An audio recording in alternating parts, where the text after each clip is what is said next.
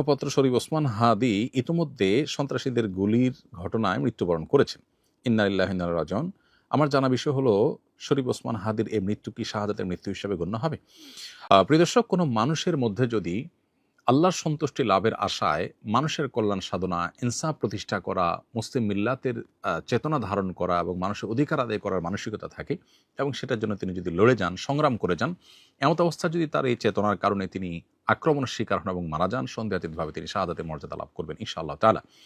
ইমানদারের মধ্যে যদি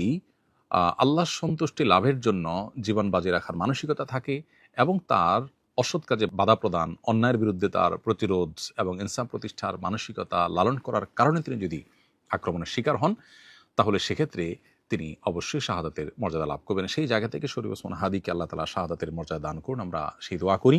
আর এমনিতেই নবী সাল্লাল্লাহু আলাইহি ওয়াসাল্লাম বলেছেন, মান কুতিলা দুনা দামিহি ফাহুয়া শাহিদ। যে ব্যক্তি কারোর হাতে খুন হয়েছে, জীবন রক্ষা করতে গিয়ে তার জীবন খুন হয়েছে, অর্থাৎ সাধারণ ধস্তাধস্তিতে অথবা কোনো ডাকাতের হাতে মারা গেছে, সেও শাহাদাতের মর্যাদা লাভ করেন। তাহলে সেক্ষেত্রে দ্বীনের কথা বা মুসলিম মিল্লাতের কথা বা মুসলিম চেতনার কথা বা ইনসাফের কথা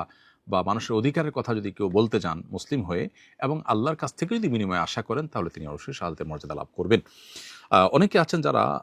বিপ্লবী মানসিকতা ধারণ করেন, তারা অন্যায়ের বিরুদ্ধে সংগ্রাম করেন, তাদের সে সংগ্রামকে আমরা অবশ্যই শ্রদ্ধা করব।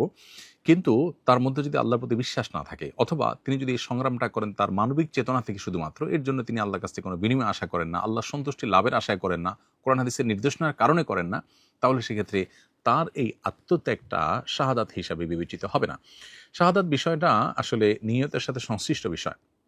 কেউ যদি আল্লাহর সন্তুষ্টির আশায় জীবন বাজি রাখেন, যা করেন তা আল্লাহকে খুশি করার জন্য করেন, তার জীবন মরণ আল্লাহর উদ্দেশ্যে যিনি উৎসর্গ করার জন্য প্রস্তুত থাকেন, তাহলে সেক্ষেত্রে তিনি শাহাদাতের মর্যাদা লাভ করেন।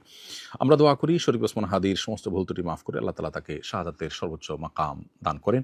এবং তার সুখ সন্তপ্ত পরিবারকে সান্ত্বনা সইবার শক্তি নসিব করেন এবং সেই সাথে এখান থেকে অনুপ্রাণিত হয়ে আমাদেরকে আল্লাহর সন্তুষ্টির লাভের আশায় জীবন বাজি রাখার মানসিকতা আমাদেরকে ধারণ করার তৌফিক দান করুন। বস্তুবাদের এই পৃথিবীতে আমরা বেশিরভাগ মানুষ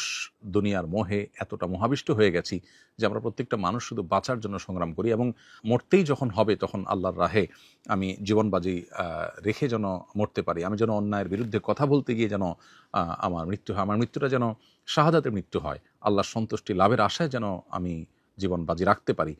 সেই চিন্তা, সেই চেতনা আমাদের প্রত্যেকটা মানুষের মধ্যে থাকা দরকার, এজ এ ইমানদার আমাদের মধ্যে থাকা দরকার। আল্লাহ রাব্বুল আলামিন শরীফ ওসমান হাদির ভালো গুণগুলো দিয়ে আমাদের তরুণ সমাজকে ভরে দিন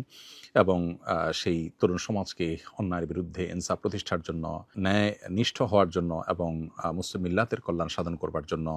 এবং আল্লাহর সন্তুষ্টির উদ্দেশ্যে মানবতার কল্যাণ সাধন করবার জন্য সবাইকে দুনিয়ার লোভ মোহের ঊর্ধ্বে উঠে আল্লাহর উদ্দেশ্যে নিজের জীবনকে উৎসর্গ করার এবং নজরানা পেশ করার তৌফিক আমাদেরকে দান করুন।